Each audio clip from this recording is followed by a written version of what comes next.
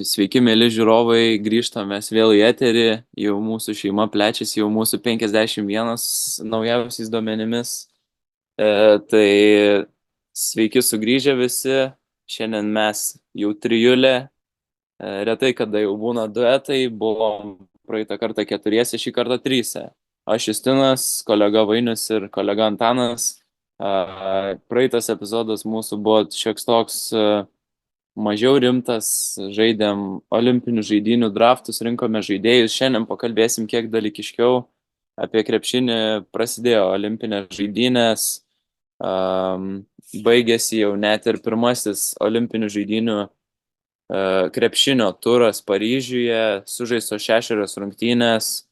Kol kas didelių staigmenų nebuvo, bet šiandien aptarsim detaliau, ką matėm, kas patiko. Tai gal prieš pradedant savo įspūdžiais pasidalintumėt, kaip ar buvo įdomu žiūrėti, nes man asmeniškai tikrai rungtynės, visos praktiškai rungtynės savo kokybę pasirodė, tikrai aukštas lygis, atrinktos aukščiausio lygio komandos ir kalbama, kad tai bus vienos kompetitingiausių olimpinių žaidynių krepšinio prasme, būtent bendrai sudėjus visų krepšininkų vertę, tai turėtų būti apie milijardą, kiek uždirba visi žaidėjai bendrai sudėjus per vieną sezoną. Tai tikrai žvaigždynas nemažas, žaidėjai turtingi ir tai matėsi pirmajame ture aikštelėje. Tai pirmosios rungtynės buvo šeštadienį ryte 12 val. Vietos laiku, Ispanija, Australija susitiko. Kaip jums, ar netikėta, ar nustebot, kad Australija dar turi parako? Na, visų pirma, tai sveiki visi žiūrovai. Justino tokia ilga įžanga, pats paklausė ir pats net neleido atsakyti iš karto. Einam tada prie pirmų rungtynių, kaip ir minėjai. Tai Australija, Ispanija, Australai užtikrinčiau atrodė, man atrodo, nuo rungtynių pradžių ir aš tikėjausi gero australų žaidimo. Tiek Joshas Giddey, tiek Patrickas Millsas jau garsėja kaip komandos lyderiai, aišku, ir Džoko Landilo puikus pasirodymas ir, kaip sakyčiau, kad pats pirmas turas apskritai be didesnių staigmenų įvyko. Ką Jūs manote apie šias rungtynes? Visiškai pritariu, aš čia dar įsiterpsiu prieš Antaną šiek tiek. Mane nustebino toks, sakyčiau, Landilo proveržis didelis. Aš atsimenu, kaip prieš 4 metus jisai dar Žalgirį žaidė 19-20 sezone. Tai dabar jisai žaidžia NBA, pasirašęs 4 metų 32 milijonų sutartį. Tai čia tikrai ne europiniai pinigai jau. Ir Landilas jau pagrindinis Australijos centras, tai labai norisi pasidžiaugti to jo milžiniškų proveržių. 28 naudingumo balai prieš Ispaniją ir apskritai visa Australija, 5 žaidėjai pasižymėjo dviženkliu rezultatyvumu ir apskritai tik 7 žaidėjai pasižymėjo taškais. Tai praktiškai komanda priklauso nuo 4-5 žaidėjų, bet vis tiek, kaip Vainiau minėjai, Joshas Giddey, Patty Millsas yra tie pagrindiniai vedliai. Ispanų gretose nesustabdomas buvo Santi Aldama, 27.6 tritaškiai iš 8.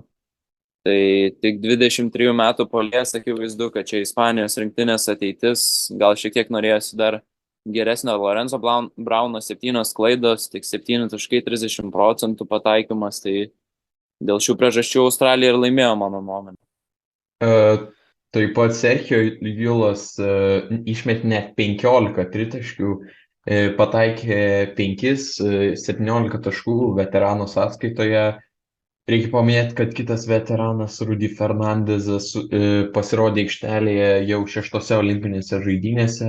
Nuo pat 2004 metų Atėnų žaidynių jis nepraleidžia ir tapo rekordininku. Tai, geros rungtynės buvo. Nežinau kaip jūs, bet 12 val. Aš visiškai buvau pramiegojęs rungtynės ir net neradau iš kur žiūrėti pirmiausia. Gal pradėjau nuo 3 kėlinio tik tai žiūrėti, bet vis tiek. Patiko man australų žaidimas. Jie ir per draugiškas rungtynės labai gražiai iš tikrųjų žaidė, laimėjo ir prieš Serbiją. Ir dar, jei neklystu, kažkurios laimėjo rungtynės, dabar tiksliai neprisimenu, bet aukštą lygį tikrai demonstruoja ir galim tikrai tikėtis aukštų rezultatų šiais metais, manau, iš jų. Apskritai kalbama, kad australai jau šiek tiek pasenus rinktinė, jau ir Patty Millsų 35 ir, e, ir šiaip jau tokia nebe pirmos jaunystės. Joe Inglesas apskritai jau praktiškai nežaidžia, buvęs pagrindinis trečias, antras numeris Australijos rinktinėje. Tai Taip, ir aš reikia paminėti, ir Dante Eksumas dar turėtų būti, nežaidė šitą grajų dėl traumos, bet turėtų vėlesniuose grajuose turbūt atsirasti jau. Tai galim dar tikėtis dar geresnio žaidimo iš Australijos rinktinės, dar aš manau, gali jie geriau dar sulošti. Tai nežinau, man tai šiek tiek ta trauma Eksumo lūžęs dešinės rankos pirštas, rodomasis pirštas būtent antras, tai nežinau, jisai turi tikrai daug įtakos ir jeigu jam jis skaudės, tai aš manau ir metimas gali suprastėti šiek tiek ir kamulio varimas jis gali būti netoksai, bet čia jau spekulacija, matysim, manau, kad tikrai įmanoma čia sutvarkyti tokias problemas. Tai pirmosios rungtynės buvo tokios, antrosios Vokietija, Japonija susitiko pasaulio čempionai su tokiais, sakyčiau, su geriausia Azijos komanda, kuri yra vertinama tikrai nelabai aukštai, viena silpniausių komandų olimpinėse žaidynėse, tai taip ir pasimatė vokiečiai kaip nuo rungtynių pradžios aukščiausia pavara pradėjo žaisti, tai taip ir pabaigė rungtynės, visus kėlinius pelnė virš 20 taškų ir tas atotrukis vis didėjo, vis po kelis taškus per kėlinį, kol galiausiai Vokietija laimėjo 20 taškų skirtumų. Puikiai žaidė Danielis Taisas, Denisas Šrioderis, Francas Wagneris, tas pagrindinė trijulė, buvo ir iš kitų žaidėjų šiokio tokio indėlio. Moricas Wagneris po keitimo pasirodęs aikštelėje taip pat atrodė neblogai, tai o Japonijos pusėje Rui Hachimura labai stengiasi pasirodyti, bet jam nelabai sisekė, nors 20 taškų surinko, tai bet pusė jo taškų buvo nuo baudų metimo linijos, apskritai tik tai 4 metimai iš 19, 21% pataikymas. Surinko jisai dvigubą dublį statistikos protokole, bet naudingumo balų tik 14 ir tikriausiai dėl to, kad buvo prastas pataikymas. Manau, Vokietijos rinktinės tikrai dar negalime vertinti tikro pajėgumo po šios pergalės prieš Japonus. Japonai tikrai nėra ta komanda, prieš kurią galima būtų lygiuotis. Aišku, Antanas kažkaip keistą prognozę pateikė prieš pačią olimpiadą, kad Japonai bus atkrintamosiose. Tai Antanai, ar vis dar tiki šią komandą? aš iš tikrųjų vis dar tikiu. Aš manau, šitoj grupiai visko gali būti. Aš nemanau, kad prancūzai yra tokie stiprus, kad jie vienareikšmiškai keliauja į kitą etapą. Aš manau, gali siurprizų visokio atsirasti. Jei pamenat pasaulio čempą, prancūzai pralaimėjo prieš Latvius ir Latvija išėjo tokiu būdu į kitą etapą. Tai aš manau, gali vėl visokių siurprizų būti su šitą Prancūzijos rinktinė. Pat brazilai stipriai irgi neatrodo. Aš manau, japonai gali pasivaržyti su šitom komandom. Bent jau su brazilais tai tikrai gali, su prancūzais dar visko gali būti, žinoma. Japonui man statistiniam popieriuose labai pasirodė Hachimuros, čia Justinas minėjo visas jo statistikas, bet nepaminėjo pačią svarbiausią minutės. Jis sužaidė 36 minutės iš galimų 40. Tai čia irgi gali būti, įsivažiavus turnyrui, gali būti ir didesnis nuovargis nuo šito. Ir tie ir kiti žvaigždės Japonijos komandos, Juta Watanabe 34 minutės žaidė, Hawkinsonas 35 minutės, tai gali tas nuovargis išsireikšti po kelių mačų, tai visko gali būti su šitą Japonijos rinktinė, bet aš manau, jeigu metimai sukris iš tų žvaigždžių, tai aš manau, visko gali būti. Aš asmeniškai netikiu, aš manau, Japonija neturi šansų. Brazilai, manau, galėtų nebent kažkokį šiokį tokį iššūkį mesti. Ir galim būtent apie tai pakalbėti, kokios jūsų įžvalgos Prancūzijos, Brazilijos susitikime. Tai ką čia ir be kalbėjus, Victor Wembanyama pirmas šaukimas NBA draft'e, absoliučiai dominavo savo ūgį, viską 19 taškų, 9 atkovoti kamuolį, 2 rezultatyvūs perdavimai, metimo statistika irgi labai gera buvo, bauda savo susimetė viską. Buvo iš tikrųjų įspūdinga žiūrėti. Vincent Collet, prancūzijos vyriausias treneris, po šito Gravos turėjo keletą pasisakymų, kaip žmonės galbūt net žiūri Wembanyamą kaip į Michaelą Jordaną. Tai, pasako daugą. Šitie jo pasisakymai tokie. Nikolasas Batumas irgi fantastišką grają turėjo iš prancūzijos rinktinės, 19 irgi taškų. Iš Brazilijos rinktinės labiausiai turbūt Cristiano Felicio bei Leo Mendel pasižymėjo po 14 taškų ir neturėjo Brazilai tokį labai gerą grajų, mano nuomonė. Aš manau, pagrindinė esmė buvo tai, kad Bruno Caboclo, nominalus lyderis, greitai susirinko pražangas ir turėjo sėsti ant atsarginių suolo, per 11 minučių taškais nepasižymėjo ir dėl to antroje rungtynių dalyje, manau, ir taip užtikrintai nurūko Prancūzija. Pritariu tau, smagu žiūrėti, kaip žaidžia Wembanyama, 2:20, bet žaidžia su kamuoliu ir tikrai labai gražiai atrodo aikštelėje. O dar norėjau paklausti, kaip jums tas Wembanyamos ir Gobero duetas, ar neatrodo, kad per daug užsikiša tada aikštelė? Aš asmeniškai būtent rungtynėse su Brazilija nepastebėjau, ar sužaidė, man atrodo, nežaidė lygtais prieš Brazilus, bet šiaip man tas duetas pick and rollas labai gerai atrodo. Jeigu Goberas, tarkim, žaidinėtų, galima žaisti ir pick and popą su Wembanyama, kuris atšoktų prie tritaškio linijos. Man asmeniškai gražiai žiūrisi, bet dar ką norėjau pasakyti iš šių rungtynių prieš Brazilus, tai kad akivaizdžiai rungtynių pradžioje prancūzus kaustė įtampą, pasirodydami prieš savo sirgalius. Šeimininkai tikrai rungtynės pradėjo nervingai ir neužtikrintai, buvo vienu metu net -12 antro kėlinio pradžioje, bet vėliau vienas kitas geras sėkmingas epizodas ir savi fanai užkūrė. 27 000 sirgalių maždaug būna rungtynės. Man tokia naujovė, šiokia tokia, bet akivaizdžiai tas stadionas nurinktas į vieną kampą, kad tilptų kiek įmanoma daugiau žmonių, bet vis tiek turėtų būti geras vaizdas futbolo stadione, matyti krepšinio aikštelę. Keista, kad Evanas Fournier žaidė tik 13 minučių, visą sezoną praktiškai pratrynė suolą NBA, matyt yra neformai, tai net rungtynių pabaigoje, kai atrodė, kad Brazilai jau šiek tiek vėsi, nebuvo išleistas į aikštelę, kas šiek tiek stebina. Iš Brazilų pusės, kaip Vainiau minėjai, labai pristabdė Bruno Caboclo pražangos, kaip minėjai, bet ir šiaip, man atrodo, labai neparankus varžovai yra Rudy Goberas ir Victoras Wembanyama.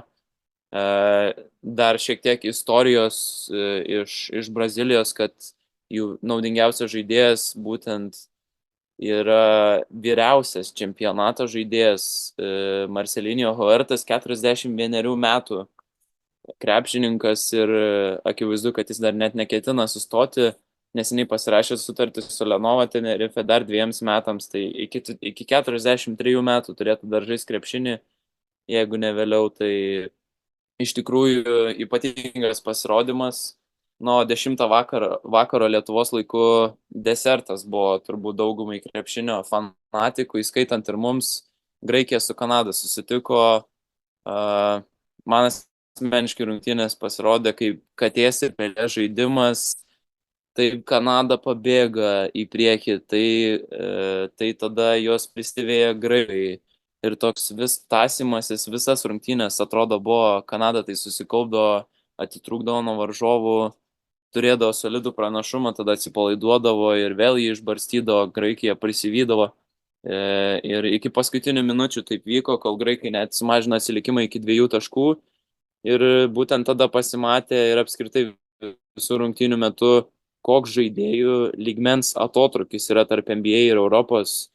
Štai pavyzdžiui, vienas geriausių Eurolygos gynėjų Tomas Volkupas ir tikrai solidžiai vertinamas gynėjas Nikas Kalatis, buvo prausiami Shai Gilgeous-Alexanderio, jie nieko negalėjo padaryti, šie apgaulingai judesiais prausė graikus, darė ką norėjo ir kai labiausiai reikėjo pelnė tos 2 taškus aukštų metimų nuo lentos berods per Janį, tai, aš tikrai šiose rungtynėse pamačiau, koks didelis iš tikrųjų yra atotrukis tarp Europos ir NBA žaidėjų. Tas pats Janis, kuris irgi iš NBA 34 taškai rezultatyviausias pasirodymas kol kas pirmajame ture. Aš manau, Kanada laimėjo šitas rungtynės tiesiog iš gynybos. Tai tu kaip ir pats paminėjai, kaip negalėjo nieks apginti šiai Gilgeous Alexander, bet Kanados rinktinė ir Dylanas Brooksas, ir Luguentz Dortas, ir visi žaidėjai labai gynybiškai gerai pasirodė. Ir tas pats šiai Gilgeous Alexander, jei gerai atsimenu, turėjo keletą momentų ir prieš Volkopą nublokavo metimų ir keletą kamuolių tiesiog pavogė. Tai aš manau, buvo labai gynybinis mačas ir Kanada tiesiog pasirodė geriau šituo aspektu. Kad tikrai jie aršiai gynėsi, dar parodo tas faktas, kad 3 žaidėjai išsibaudavo. Brooksas surinko 5 asmeninės, Dwightas Powelas ir Lugensas Dortas. Tai tikrai parodo, kad fiziškumo buvo daug. Aišku, Janis daug pražangų išprovokavo, 15 baudų metimų atliko, tai galvainiau tu dar turi ką pridėti. Kaip ir sakėjai, tragiškas Graikijos gynėjų pasirodymas, ypač metimai iš tolinės sukrito, Volkopas 1 iš 5 tritaškiai, Larenzakis 1 iš 6, Kalatisas 1 iš 3, tai man atrodo labai trūksta šiai Graikijos rinktinei tiesiog tritaškių metimų, tokių žaidėjų snaiperių, kurie galėtų šalia Janio išplėsti aikštelę ir kad ir kaip stengiasi Janis, jam nepavyko įveikti Kanados rinktinės, o Kanada, manau, yra tikrai prie favoričių šitam turnyre ir nenustepčiau, gal net ir laimėti gali, aišku, varžovai irgi labai solidus. Matėm, kaip amerikiečiai skraidė pirmajame mače, tai galim tada ir pakalbėti apie Amerikos ir serbų dvikovą. Ką užtikrintai startavo amerikiečiai pirmajame mače, kokias jūsų nuomonės apie tą mačą? Rungtynių pradžioje šiek tiek gal serbai juos to norų dideliu šiek tiek lenkė ir vienu metu ten buvo rezultatas berods 10-2, bet aš Ameriką niekada nebejojau. Žinau, kad jų mentalitetas yra kuo vėliau rungtynėse, tuo jie jungia aukštesnę pavarą. Tai pasimatė, ta prasme, visi žaidėjai darė, ką norėjo. LeBronas Jamesas buvo naudingiausias, 28 naudingumo balai, bet visi turėjo kažkokį indėlį, galbūt išskyrus Joelį Embidą, kuris tikrai atrodo kol kas prastai ir neįsivažiavęs ir jaučiasi kaip nesavas atrodo, bet amerikiečiai tikrai nebereikalo yra laikomi stipriausia čempionato komanda, geriausi pasaulyje žaidėjai praktiškai surinkti. Duranto nuostabus įėjimas nuo suolo pirmoje rungtynių pusėje per 9 minutės 8 iš 8 metimai 21 taškas pirmoje rungtynių pusėje. Tai parodo, kad ginkis daryk, ką nori, bet nieko negali padaryti prieš amerikiečius ir aš iš tikrųjų nematau čempionate, kas galėtų jam mesti iššūkį. Aš kaip ir spėjau, taip ir dabar dar vis tikiu. Žinoma, šitos pirmos rungtynės dar nieko neparodo, nieko nepasako, bet kaip jie susitvarkė su serbais, kurie yra vertinami turnyre kaip top 3 komanda, tikrai manau, kad daug ką pasako. Fantastinis Kevino Duranto pasirodymas pirmoje rungtynių pusėje, kur neprametė absoliučiai nei vieno metimo ir surinko net 21 tašką. Antroje dalyje jau prametė 1-2 taškai, bet vis tiek baigė rungtynės su 23 taškais tik per 16 minučių. Nors dar buvo dvejonių, ar jis iš vis galės žaisti šioje olimpiadoje. Dar pakalbėsim apie fantasy, bet čia tikrai Antanas, man atrodo, ar kažkas kitas gerą piką pasirinko, nors daug kas jo netikėjo. Ir aišku, LeBronas, absoliutus gautas, įrodinėja, kad yra žvėris ir ne tik NBA, bet ir Amerikos rinktiniai. Ir kad ir kaip Antanas mėgtų Serbijos komandą, manau, JAV tikrai nusipelnė pergalės ir buvo geresnė komanda. Dar reikia pastebėti, kad šiose rungtynėse nežaidė NBA čempionas, vienas geriausių žaidėjų, ko gero net gal geriausias žaidėjas NBA čempionų komandoje, Jasonas Teitumas sužaidė 0 minučių. Tyrysas Haliburtonas, kad sužaidė 0 minučių, nelabai stebina, nes yra jauniausias rinktinės žaidėjas, mažai dar patirties turi, bet manau tikrai išbėgs į aikštelę, bet kad Teitumas sužaidė 0 minučių.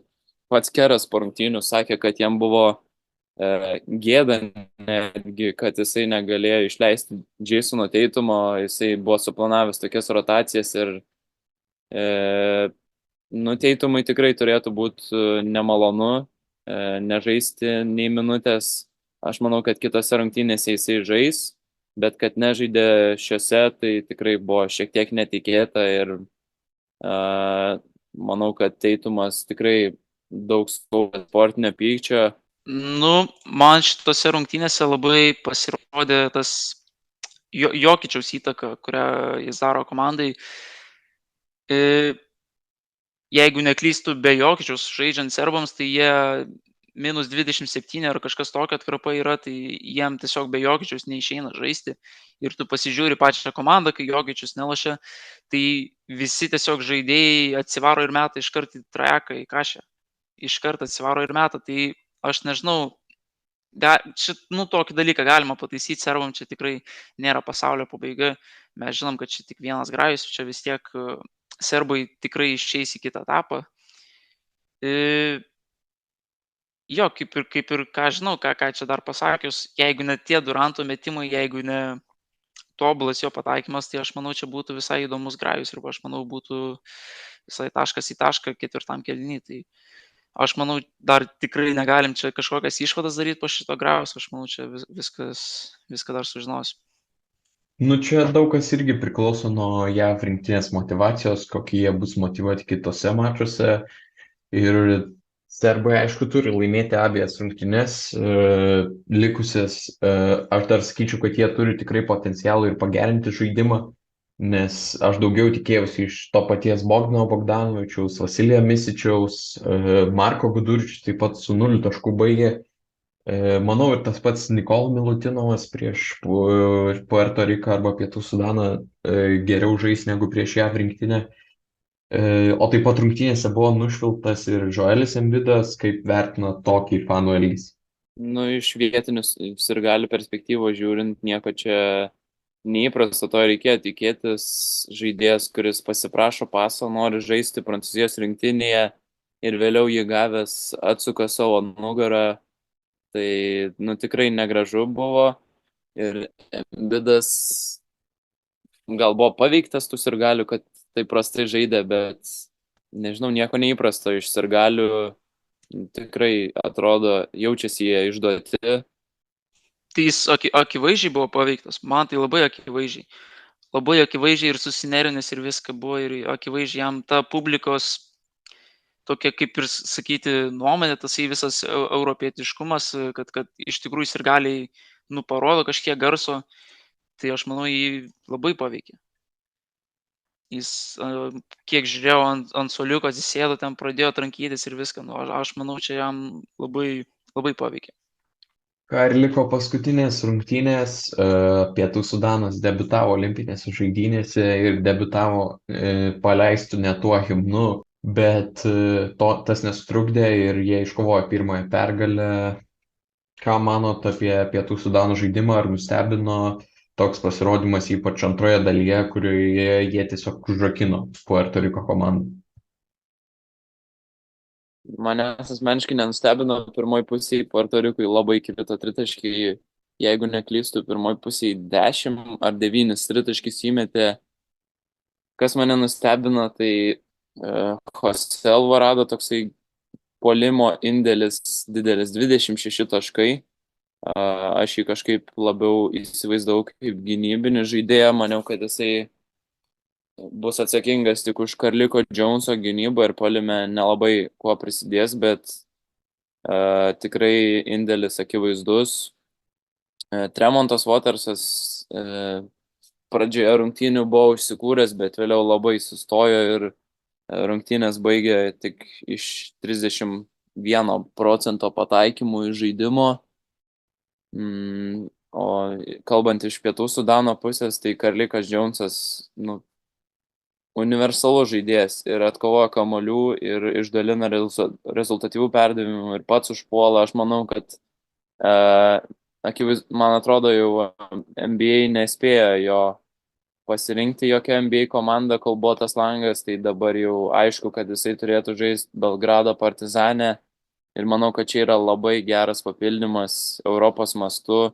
Manau, kad Karlikas Džiaunsas tikrai vienas geriausių, turbūt geriausias galėtų būti papildymas šiame tarp sezonį, nekalbant apie vietinius perėjimus iš Eurolygos komandų tarpusavyje. Tai, o iš kitų žaidėjų, tai kiekvienas šiek tiek turėjo savo šiokį tokį indėlį. Labai, nesu labai gerai susipažinęs su Pietų Sudano rinktinė, bet atrodė tikrai žaidžia gražiai, labai visi atletiški, dar tokie, sakyčiau, jauna rinktinė ir labai smagu, kad jiem pavyko pasiekti pirmąją pergalę. Tai reikia paminėti, Puerto Rikui Alvarado buvo iškritęs, jis tenais, jei neklystu, antro kėlinio pabaigoje gavo traumą, bet vis tiek paskui po ilgos pertraukos sugrįžo į žaidimą ir vis tiek visai normaliai sulošė, tai reikia tikėtis, kad ten nieko rimto nenutiko, gal tiesiog koja pasitempė ar ką, bet sugrįžo į grą ir vis tiek dominavo, tai malonu matyti ir tikėkime turnyro eigoje dar geriau loš. Dar norėjau paklausti apie patį turnyro formatą. Jis jau antrą kartą iš eilės yra pasikeitęs. Prieš tai mes turėjom 2 grupės po 6 komandas, dabar yra 3 grupės po 4. Kuris variantas jums priimtinesnis? Man asmeniškai tai šitas visai patinka. Iš kiekvienos grupės aišku, kad išeis po 2 komandas, tai manau daugiau šansų yra būtent išeiti tikriausiai iš grupės. Taip pat išeina 2 stipriausios 3 komandos, tai irgi šiokia tokia paspirtis labiau stengtis komandoms, kurios yra 3-4 vietoj, turi ir manau, kad padaro žaidimą įdomesnį, kai gali išeiti kokioj nors grupiai daugiau komandų, kurios yra stiprios, bet iš kitos pusės, jeigu būtų grupės po 6, tai išeitų stipriausios 4 komandos iš jos ir būtų viskas aišku. Tai yra ir pliusų, yra minusų, bet man asmeniškai patinka toks formatas. Ir man kas labai patinka, kad tų komandų tiek mažai yra ir visos komandos, jos tokios stiprios, tokios galingos, kad, iš tikrųjų geras krepšinis būna, kad ir lošia tas pats Pietų Sudanas prieš Puerto Riką, iš tikrųjų įdomu buvo žiūrėti, nes buvo abi 2 komandos labai stiprios. Aš pritariu, kad tikrai 12 komandų yra labai gerai, bet aš vis dėlto likčiau prie 2 grupių po 6 komandas, nes dabar, kai išeina 3, kai kur 2, paskui gaunasi, kad jeigu turi kokius amerikiečius pas save grupiai, tai jau gali kaip ir negalvoti apie tą 3 vietą. Daug kas tą priklauso nuo burtų, nuo to, su kuo susitinki grupiai, tai man atrodo, formatas tiesiog priimtinesnis, nes jeigu apilenki 2 komandas, tu atkrintamosiose, jeigu ne, važiuoji namo.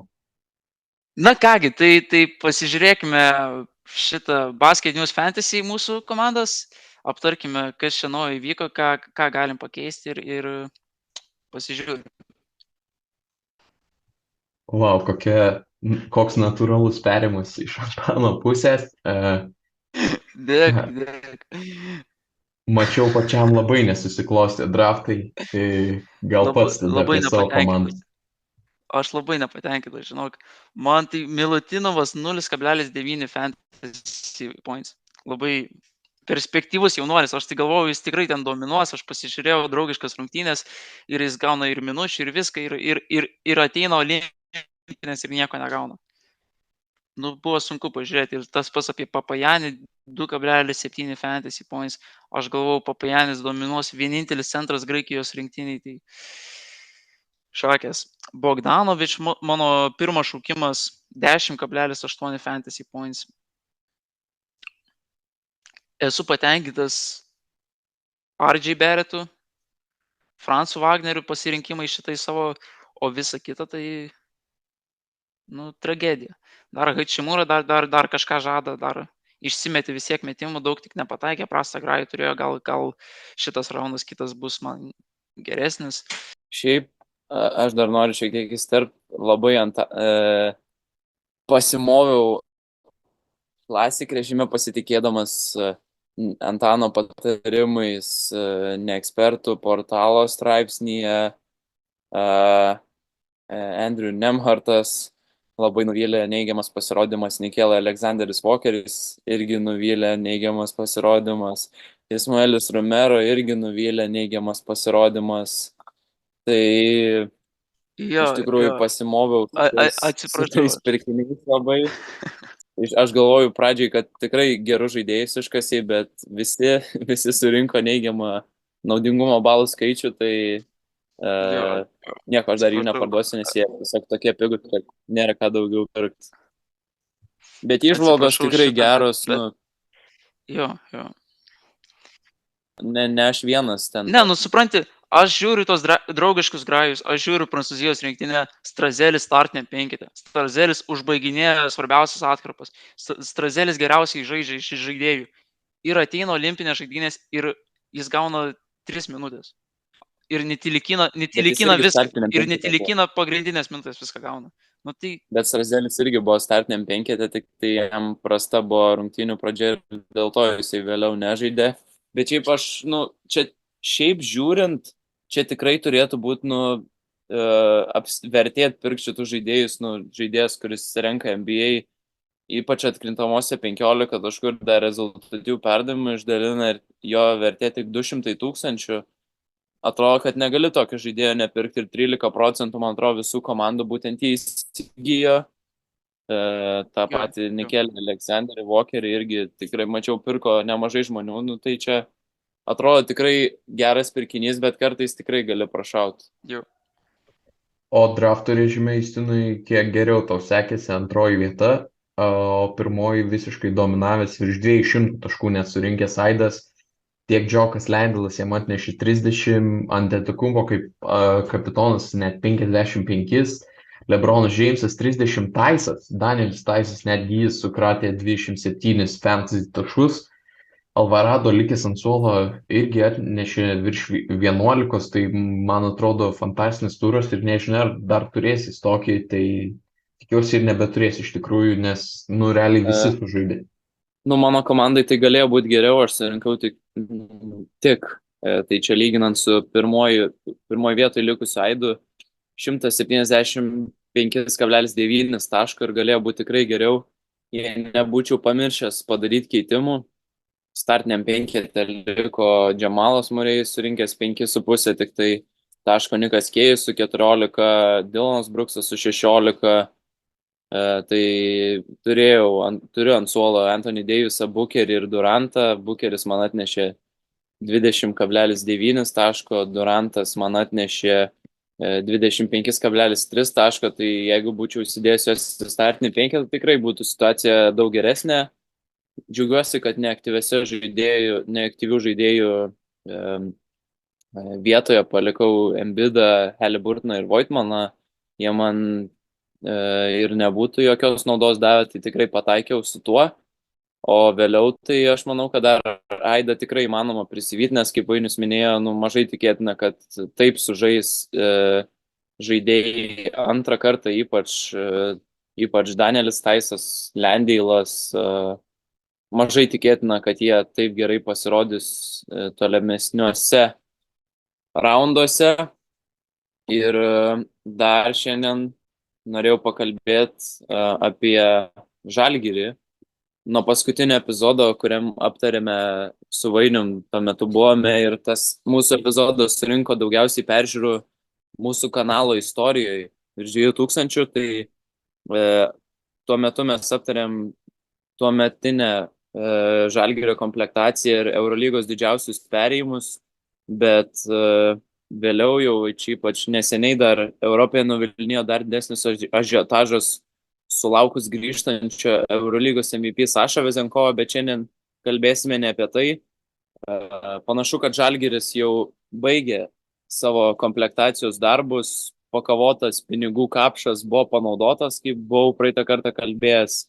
Ir komanda dar nuo to meto papildė su Kauno klubu sietas Tyronas Wallace'as, ir lyg iš giedro dangaus daug ką nustebinęs, vieną rytą netikėtai fanams sužinojus, jog Bryantas Dunstonas atvyksta į Žalgirio gretas, na ir dar pats šviežiausias pasirašymas, ko gero dar net rašalas nespėjo nudžiūti, Ignas Brazdeikis grįžta į savo gimtąjį Kauną. Komanda iš viso Žalgirio komandą paliko 7 žaidėjai: Kinanas Evansas, Danielis Lavrinovičius, Karolis Lukošiūnas, Demetrė Riversas, Edmonas Samneris, Kevaris Heizas ir Rolandas Šmitas. Tai aš kaip suprantu, į Evanso vietą atvyksta Silveinas Francisko, į Šmito vietą atvyksta Smailagičius, į Heizo Dunstonas, o į Samnerio Brazdeikis arba Wallace'as. Ir kaip jums dabartinė sudėtis? Man asmeniškai visai nieko, pasirašius dar 3 žaidėjus kaip Dunstoną, Brazdeikį ir Tyroną Wallace'ą, man asmeniškai sudėtis visai gerai atrodo ir aš manau, kad ji net šiek tiek stipresnė nei praeito sezono Žalgirio. Pritariu, kad stipresnė. Aš gal nesu tas fanas toks, kad surinkam labai daug žaidėjų, dabar Žalgirio komplektacijų labai daug, atrodo, 2 komandas vos negali suformuoti, bet iš esmės tikrai yra ir potencialą turinčių ir jau veteranų amžių siekiančių krepšininkų. Aš nesu gerbėjas Bryanto Dunstono, kuriam jau 38 lygtais, ir nemanau, kad čia labai kažkoks didelis upgrade'as nuo Kevariso Heizo. Aš gal tikėjausi asmeniškai kažko ir labiau. Matėm, Rytas pasirašė su Stevenu Inachu, nepasakyčiau, kad tai yra prastesnis šiuo metu žaidėjas už Bryantą Dunstoną, bet iš esmės tai tikrai pozityviai vertinu komplektaciją. Daug aukšto lubų žaidėjų, kurie gali rinkti taškus: Silveinas Francisko, Wallace'as, Brazdeikis, manau, solidi gynėjų linija. Bus ir tų lietuvių. Įdomu, kaip Trinkieris sugebės paskirstyti minutes, nes žaidėjai tikrai daug, bet tikrai gan pozityviai nusiteikęs prieš artėjantį sezoną. Pagal dabartinę situaciją, tarkim, jeigu Eurolygos rungtynėse Žalgirio dabartiniai sudėty yra 14 žaidėjų, tai ko gero sutarsim, kad Eurolygoje tikrai bus registruojamas Dunstonas 1, Birutis 2, Smailagičius 3, Manekas 4, Metas Mičelas 5, Butkevičius 6, Ulanovas 7 ir Vydis 8, Brazdeikis 9, Wallace'as 10, Francisko 11 ir tada už brūkšnio turės likti arba Lekavičius, Dimša ir Giedraitis. Kažkuris vienas iš jų turės žaisti.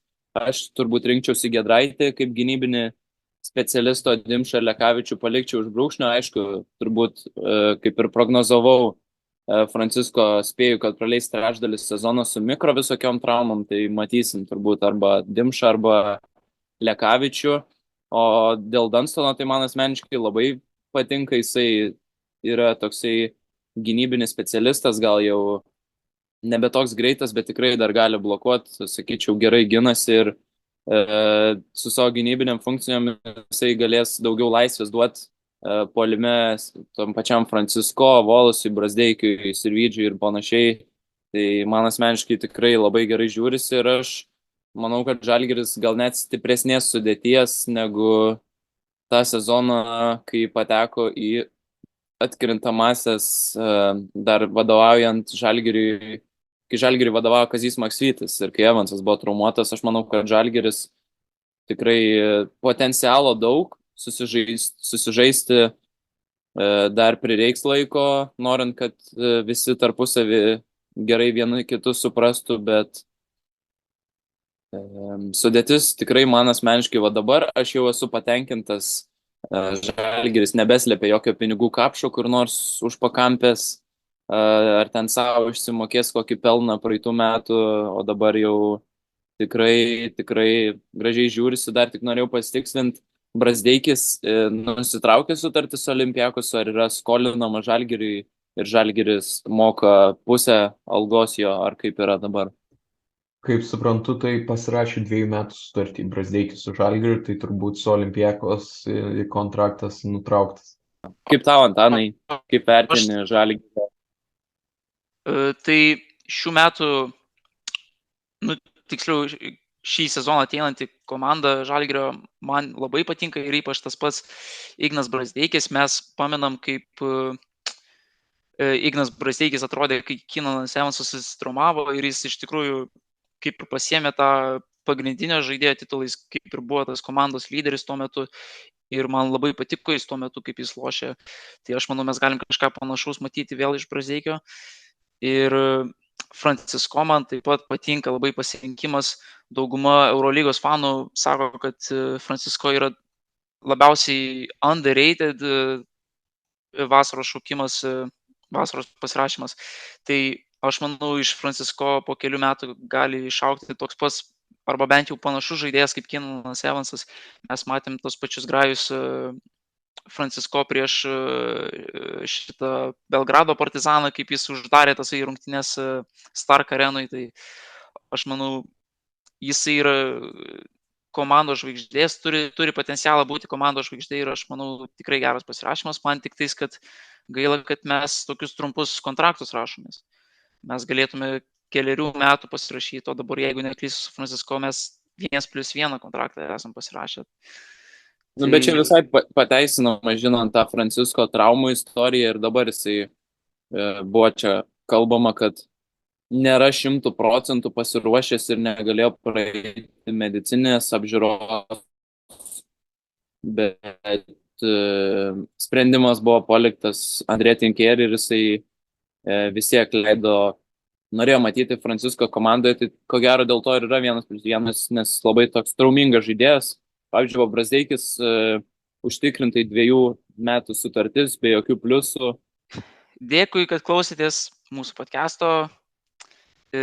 Olimpinės dar tik prasidėjo ir dar tikrai tikėkitės iš mūsų daugiau tokių analizių. Jeigu labai jau pritrūks, galite pasiskaityti neekspertai.lt. Ten mes darom dažniau tas analizės ir like and subscribe, pašėrinkit draugam ir viso gero. Iki. Ačiū, kad klausėte ir iki kito karto.